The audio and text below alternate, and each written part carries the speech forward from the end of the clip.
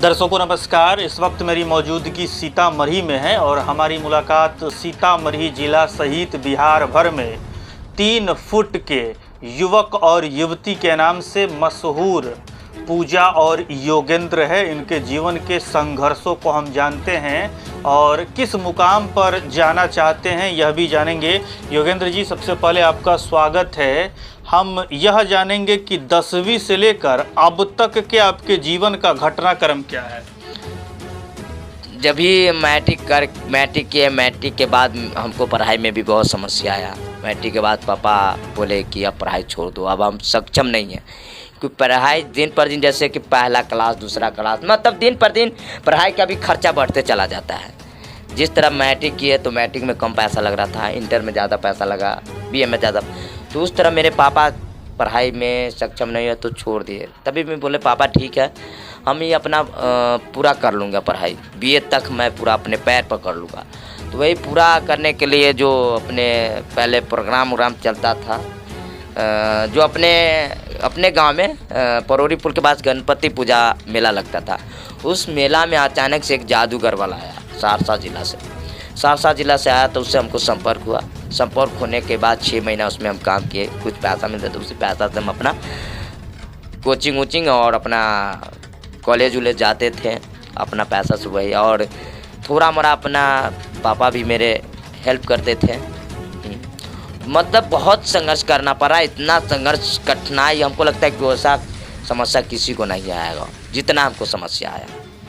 तभी भी अपना मुकाम हारे नहीं, अपना मुकाम को पकड़ के रखे, अपना मेहनत को रंग ला के दिखाएं। मेहनत किए तो वही इंटर में फर्स्ट डिवीज़न आया, लगभग 324 नंबर आया, और फिर जा कर के बीए में नाम लिखा है। बीए पूरे फाइनल करके लगभग फर्स्ट डिवीज़न में 2% से मेरा छूट गया, बीए फाइनल कर आर्ट्स विषय से की जी। साइंस और कॉमर्स इसलिए नहीं किए क्योंकि बैकग्राउंड मेरा पूरा कमज़ोर था, इसलिए यहाँ गार्जियन को भी देखना पड़ता है, पूरे फैमिली को देख करके चलना पड़ता है। और कितना लड़का लड़कियाँ होता है कि अपने पूरे फैमिली को, पापा मम्मी को समस्या दिक्कत को नहीं देखता है। बोलते कि जहाँ से पापा लाना है, जहाँ से मम्मी पापा 2 रुपये आपको लाना है तो लाओ, हम पढ़ेंगे तो पढ़ेंगे। मतलब दुख समस्या अपने माँ और पिताजी को नहीं समझते। कितना लड़का लड़की हम अभी देख रहे हैं। और पहले की जैसे कि अभी हम देखते हैं, पढ़ाई लिखाई भी नहीं है, ट्यूशन हो, कॉलेज हो या स्कूल हो। जिस समय में हम पढ़ते थे ना, उस समय में हम सर से बहुत डरते थे, बहुत। और हमको लगता था कि पहले तो हम उतना होशियार भी नहीं थे पढ़ने लिखने में। और कोचिंग जब से हम पकड़े अपने शहर में जा कर के डुमरा में, तो याद करने के लिए होमवर्क दिया जाता था, कल होकर के हम याद करके नहीं सुनाते थे, तो बहुत पिटाई लगता था, बहुत। उस पिटाई को याद रखते हुए खुद हमको ऑटोमेटिक याद होता था। किस साल में बीए फाइनल किए? और 13 से 16 में हम बीए फाइनल किए। 16 के बाद का कहानी बताइए, कहाँ गए, क्या किए, कैसे किए? 16 के बाद की कहानियाँ हैं। उसके बाद तो मेरा पढ़ाई लिखाई समाप्त हुआ। समाप्त होने के बाद फिर अपने जनता के बीच में लग गए, अपने जनता के कामों में लग गए। सोचे कि अब पढ़ाई लिखाई हो गया तो अब क्या करें, अब 2 रुपया के लिए तो सोचना ही पड़ेगा, अपना पेट कैसे चलेगा। वही कोर्ट कचहरी और अपने जनता के बीच में काम धाम में लग गए। तो वही ब्लॉक से लेकर जिला तक जनता को काम करवाते थे। अपना जो भी जनता को जो समझ में आता था वही 2 रुपया देता था। ये अचानक सुर्खियों में कैसे आए? अचानक सुर्खियों में उसी काम के क्रम में आए जो अपने जनते के काम के लेकर के सुबह बिहार के सीतामढ़ी जिला मुख्यालय के रास्ते से जा रहे थे। तो वहाँ पर जिला मुख्यालय के पास में एक 4 चक्का लगाकर एक 4 चक्का ड्राइवर साहब बैठे थे। तो वहाँ पर 4 चक्का ड्राइवर साहब से अचानक में सुबह 10 से 11 बजे के बीच में हम काम पर जा रहे थे, जनते के कोई काम पर। अचानक से उस ड्राइवर साहब को हमारे फेस के ऊपर उसका नज़र पड़ा। बहुत प्यार से बुलाया, छोटू इधर आ। हम गए उसके पास, तो बोला छोटू शादी कीजिएगा। हम बोले शादी? हम 2-3 बार ऐसा ही करके हम रिपीट किए। इसलिए रिपीट किए क्योंकि हम भी दिन रात जिले मुख्यालय के पास में रहते थे और जनता के काम करवाते थे। सुबह 10 बजे जाते थे, शाम को 5 बजे आते थे। तो उसी बीच में हम रहते थे, सभी लोग के बीच में रहते सभी से जान पहचान हो गया था। और जान पहचान रहते हुए सभी लोग बोलते थे, योगेंद्र एक फोटो दे दो, तुमको शादी कराएंगे। योगेंद्र नाश्ता कर लो, तुमको हम शादी कराएंगे। मतलब कि सभी का बात सुनते सुनते जो मेरा कान था वो पक चुका था। मतलब सब पर जो भरोसा टूट चुका था, इसलिए भरोसा हमको नहीं हुआ, उस ड्राइवर साहब पर भी नहीं हुआ। तभी भी भरोसा टूटने के बावजूद भी हम उस ड्राइवर साहब को अपना फ़ोटो दे दिए। फ़ोटो देने के बाद फिर हम अपने काम में चले गए और उस ड्राइवर साहब भी अपने काम में। और जाने के बाद वही 10 से 15 दिन के बाद मेरे घर पर आया, जो गोसाईपुर मतलब डुमरे प्रखंड के गोसाईपुर गांव का जो 4 चक्का ड्राइवर साहब जो जिला मुख्यालय के पास भेंट हुए थे, वो गोसाईपुर गांव की, और मेरे गांव के रामपुर पौरी पछियारी गांव के रजनीश सिंह है। इस बीच में 3 ड्राइवर साहब है। 3 ड्राइवर साहब में एक पूजा जी के पापा शामिल है, और ये शादी कराने वाले 2 ड्राइवर साहब हमको, एक है गोसाईपुर का और एक है रामपुर पौरी पछियारी गाँव के रजनीश सिंह। तो वो ड्राइवर साहब जा कर के पूजा को पापा को बोले कि सुरेश जी आपके बेटी के लिए हम लड़का एक देखे हैं। तो इनके पापा शायद बोले कहाँ देखे हैं? बस अपने पास ही के गांव में है, ज़्यादा दूर नहीं, डुमरा प्रखंड के रामपुर पौरी गांव। तो ठीक है आप जाइए ना, आप दोनों आदमी जाइए ना। तो मेरे गांव के रजनीश सिंह थे, इनके पापा के दोस्त थे, उनको बोले रजनीश जी आपके गांव में एक मेरी बेटी के जैसा लड़का है? तो बोला होगा, हमको उतना नहीं ध्यान, हम पूरा गांव नहीं घूमते, आप कहिए तो हम जाते हैं, होगा तो मेरा ही गांव है, घूमने में कहाँ जा रहा। तो आया तो वही दोपहर के टाइम में आया, 2-3 बजे के टाइम में आया। तो हम घर पर नहीं थे, तो मेरे घर के सामने सिस्टर है, उसको बोला कि योगेंद्र जी कहाँ? तो बोला कि भैया तो डुमरा है, कोर्ट कचहरी में काम करवाते सब, शाम को आएगा साहब। तो भेंट कैसे होगा, उसका नंबर है कॉन्टेक्ट? तो मेरे सिस्टर घर के सामने वाली बोले कि नहीं भैया का मोबाइल नंबर नहीं है। तो ठीक है, नहीं है तो हम दे रहे हैं मोबाइल नंबर, ला तुम अपने कॉपी, हम लिख देते हैं मोबाइल नंबर, और शाम में योगेंद्र जाएंगे तो बता देना कि आपके घर पर 2 आदमी बात करने लेंगे। तो हम आए, छोटू इधर आ, हम गए उसके पास। तो बोला छोटू शादी कीजिएगा? हम बोले शादी? हम 2-3 बार ऐसा ही करके हम रिपीट किए, इसलिए रिपीट किए क्योंकि हम भी दिन रात जिले मुख्यालय के पास में रहते थे और जनता के काम करवाते थे। सुबह 10 बजे जाते थे, शाम को 5 बजे आते थे।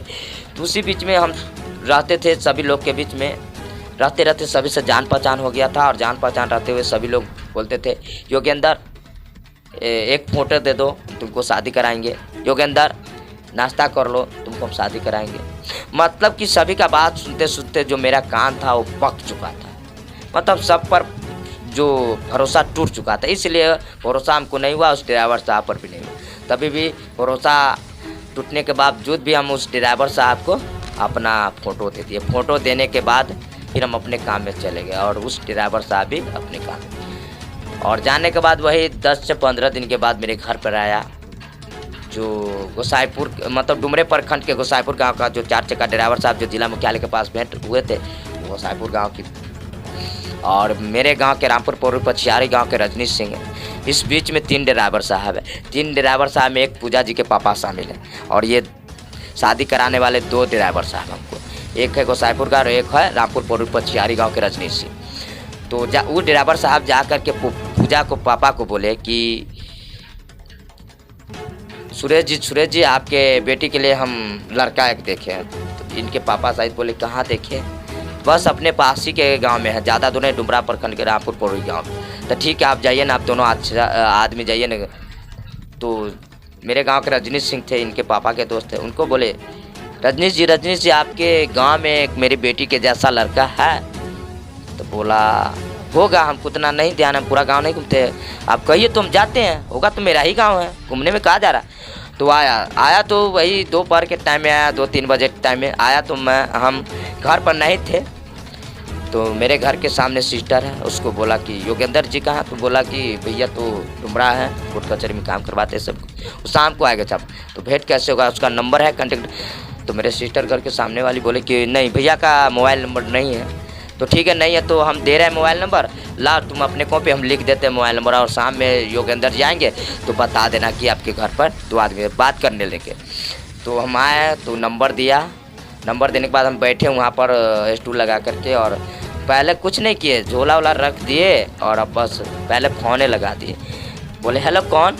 तो बोले कि हम योगेंद्र जी आपके गांव से ही बोल रहे हैं, रजनीश सिंह बोले, हम पछियारी गांव से बोल रहे हैं। तो बोले हाँ बोलिए भैया, कौन काम है? हम काम करवाते थे जनता सबके, तो हमको लगा कि होगा जनता समस्या का बीच का काम। तो बोला नहीं नहीं योगेंद्र जी से हम आपको शादी का रिश्ता लेके गए थे। तो हम बोले भैया कैसा शादी का रिश्ता? तो वही बोला कि ये आप शादी कीजिएगा। तो हम बोले भैया शादी ऐसा ही करके 2-3 बार उदास होके बोले। तो बोले ठीक है भैया, अगर लड़की का फ़ोटो है तो हमारे व्हाट्सएप पर भेज दीजिए। तो बोले तो भैया भेज दिए। भेजने के बाद हम पहले तो हम ही देखे, हमको देखने के बाद जब हम घर पर आए तो फिर हम अपने माँ को, भैया भाभी और जीजा दीदी भांजा भांजी सबको रिश्तेदार में भेज दिए। सभी को बोले कि आप पसंद कीजिए।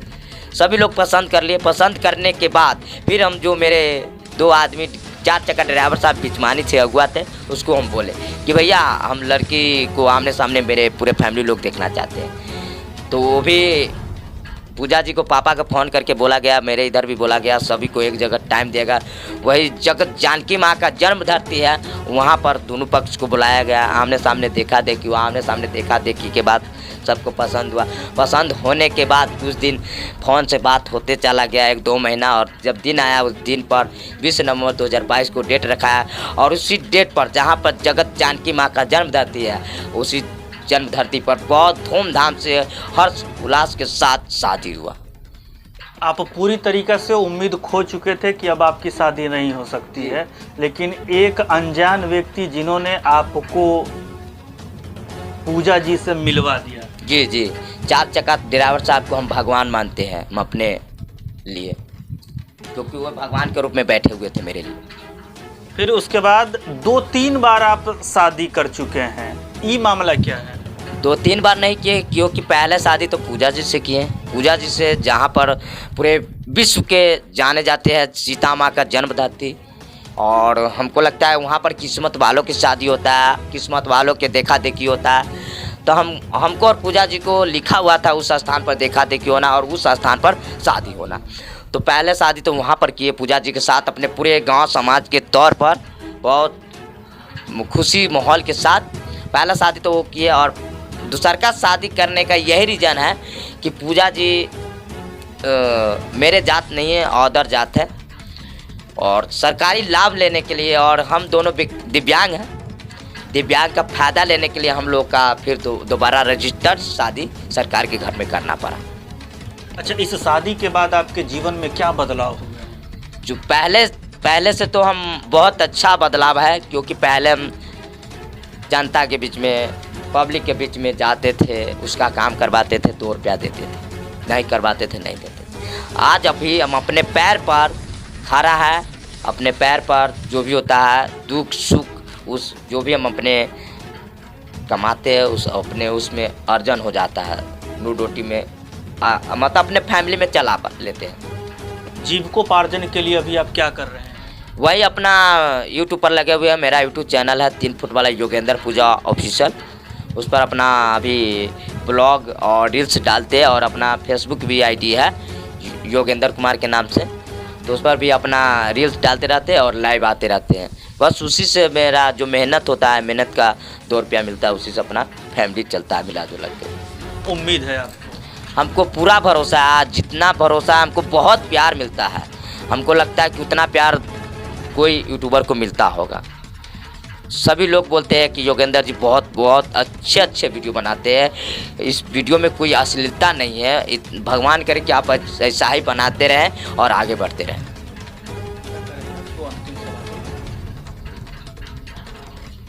क्या आप भोजपुरी फिल्मी सितारों के साथ काम करना पसंद करेंगे? काम मिलेगा तो ज़रूर कर लेंगे, काम मिलेगा तो ज़रूर कर लेंगे। मैडम, आप थोड़ा सा अपने बारे में बता दीजिए, क्या आपको उम्मीद थी कि इसी जिला में आपकी शादी हो सकती है? जी, पूरा विश्वास टूट चुका था कि शादी कभी होगी। जो शादी का जो बातचीत चल रहा था, उस दौरान आपके मन की उत्सुकता क्या थी? हम फोटो देख के तो हमको विश्वास हुआ शादी होगा। फोटो हम देख के पसंद कर लिए थे। शादी के बाद आपके जीवन में क्या बदलाव हुए हैं? बहुत खुशी मिली है, बहुत ज़्यादा, पहले से बहुत ज़्यादा खुश हैं। सोशल मीडिया पर काम आप शादी से पहले कभी किए थे कि या शादी के बाद ही उस क्षेत्र में आए? शादी के बाद वीडियो बनाने स्टार्ट किए। पसंद आपको आ रहा है कि हाँ इस क्षेत्र में भविष्य है? जी हमें अच्छा लगता है वीडियो बनाने में, बहुत अच्छा लगता है, खुशी बहुत मिलती है। कामयाबी की उम्मीद है? जी। दर्शकों से क्या कहना चाहिए जो इस दुनिया में निराश और हताश हैं? वो उदास होकर नहीं बैठे, उसको भी जैसे मेरे जैसा जो है उसको भी कभी न कभी शादी होगी। जो भी काम वो कर रहे हैं उसमें सफलता उनको जरूर मिलेगी। हाँ जरूर मिलेगी। चलिए बहुत बहुत शुक्रिया। आप क्या सोच रहे हैं इन सब चीज़ों पर अपनी राय कमेंट बॉक्स में निश्चित दें।